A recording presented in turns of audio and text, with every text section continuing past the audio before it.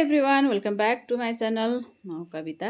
आफ्नो साथीहरू, आज चाहिँ म हजुरहरूसँग एक करीको रेसिपी सेयर गर्दैछु। सजिलो छिटो मिठो तरिका एक करी बनाउने है। टेस्टी बनिन्छ। हजुरहरूले एकपल्ट अवश्य ट्राई गर्नु होला। यसको निम्ति थोरै थोरैको तेल तताएँ, त्यसमा जिरा पड्काएँ, अनि एउटा ठुलो साइजको प्याज काटेर अब यसलाई राम्रोसँगले प्याजलाई चाहिँ पिङ्क कलर अलिकति ब्राउनिस हुने गरी जतिसम्म हामीले पकाउनु पर्ने हुन्छ हैन। अनि हल्का यतिको कलर भइसकेपछि चाहिँ यसलाई मैले निकाल्दै एउटा बोलमा अब यही तेलमा चाहिँ म लसुन र अदुवालाई पनि हल्का फ्राई गरिदिन्छु। 10 देखि 15 सेकेन्ड जति फ्राई गर्दा भइहाल्छ।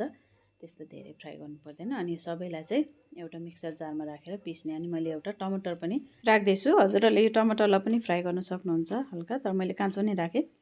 अब थोरै पानी राखेर चाहिँ यसको फाइन पेस्ट बनाउनु पर्ने हुन्छ। सो मैले यहाँ चाहिँ पेस्ट पनि बनाएर ल्याइसकेँ। अब हाम्रो अन्डा करीको लागि मसला रेडी भइसकेको छ र मैले आफूलाई चाहिने जति यहाँ अन्डा पनि बोइल गरेको छु। र अन्डालाई फ्राई गर्नुभन्दा पहिला चाहिँ जहिले पनि यसरी चिरा लाउनु पर्ने हुन्छ, नत्र चाहिँ पड्किन्छ। सो एकदमै बिर्सिनु नहुने कुरा त्यो चाहिँ है। अनि अन्डालाई चिरा लगाइसकेपछि नुन, बेसार र रातो धुलो खोर्सानी राखेर यसलाई राम्रोसँगले मिक्स गरिदिएँ।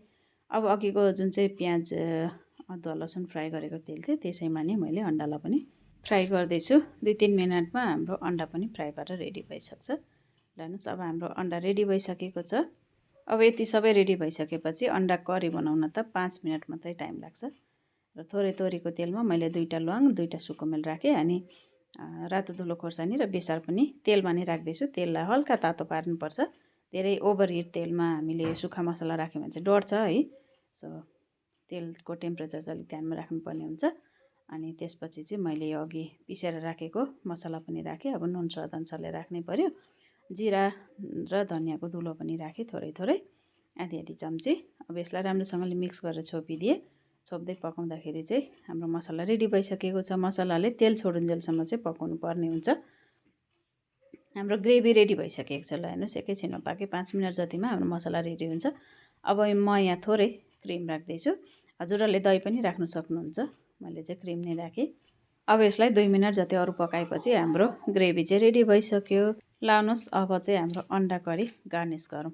मैले चाहिँ यहाँ एउटा अन्डालाई 2 भागमा चिरा पारेर यसरी डाइरेक्ट अब ग्रेभी यहाँ राख्छु। हजुरहरूलाई यस्तो मन पर्दैन भने सिङ्गै अन्डालाई ग्रेभीमा राखेर राम्रोसँगले लटपट गर्नुभयो भने त्यो पनि भइहाल्छ। आफ्नो खुसी हो, जस्तो खानु मन लाग्छ त्यस्तै। मलाई चाहिँ यस्तो मन लागेको थियो र मैले यसरी गार्निस गर्दैछु।